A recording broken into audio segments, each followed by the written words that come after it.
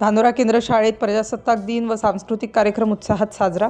राळेगाव पंचायत समिती अंतर्गत येणाऱ्या जिल्हा परिषद उच्च प्राथमिक केंद्र शाळा धानोरा येथे शाळा व्यवस्थापन समितीचे अध्यक्ष संजय कारवटकर यांच्या अध्यक्षतेखाली 77वा प्रजासत्ताक दिन उत्साहात साजरा करण्यात आला। सर्वप्रथम गावच्या मुख्य रस्त्यावरून ढोल ताशांच्या गजरात घोषणांच्या निनादात शाळेतील विद्यार्थ्यांसह प्रभात फेरीचे आयोजन करण्यात आले होते। यावेळी ध्वजारोहणाचा मान अध्यक्षांच्या वतीने शाळेचे मुख्याध्यापक विजयकुमार लांबट यांना देण्यात आला।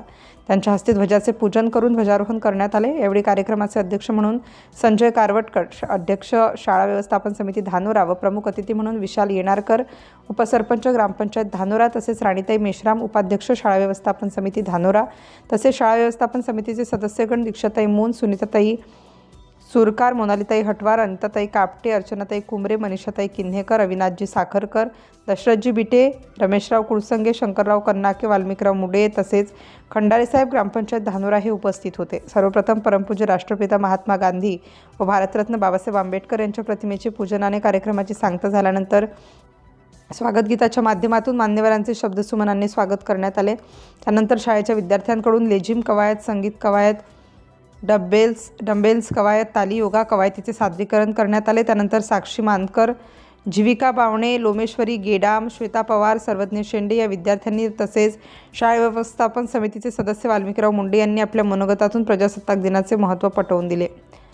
प्रजासत्ताक दिनाच्या पार्श्वभूमीवर संध्याकाळी शाळेतील विद्यार्थ्यांच्या सांस्कृतिक कार्यक्रमाचे आयोजन करण्यात आले होते। या सांस्कृतिक कार्यक्रमाचे उद्घाटक म्हणून सुखदेव भोरकडे, ठाणेदार पोलीस स्टेशन वडकी, तर प्रमुख अतिथी म्हणून धानोरा केंद्राचे माजी केंद्र प्रमुख तथा जिल्हा परिषद प्राथमिक शाळा उंद्री येथील मुख्याध्यापक सुभाष पारधी हे उपस्थित होते। उपस्थितीत मान्यवरांनी सांस्कृतिक कार्यक्रमाचे महत्त्व पटवून दिल्यानंतर सांस्कृतिक कार्यक्रमाची सुरुवात करण्यात आली।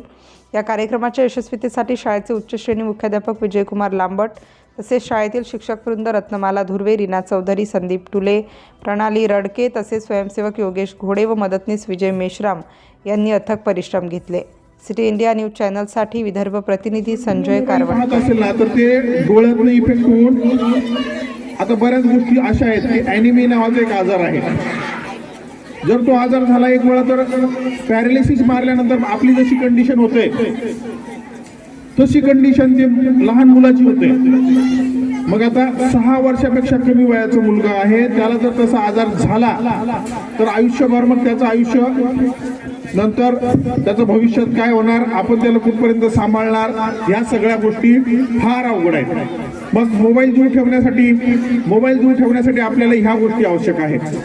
जे सांस्कृतिक कार्यक्रम आहेत, क्रीडा कार्यक्रम आहे, या गोष्टीतनी या सगळ्या याच्यातनी आपण मुलांना मुलींना प्रोत्साहित करायला पाहिजे।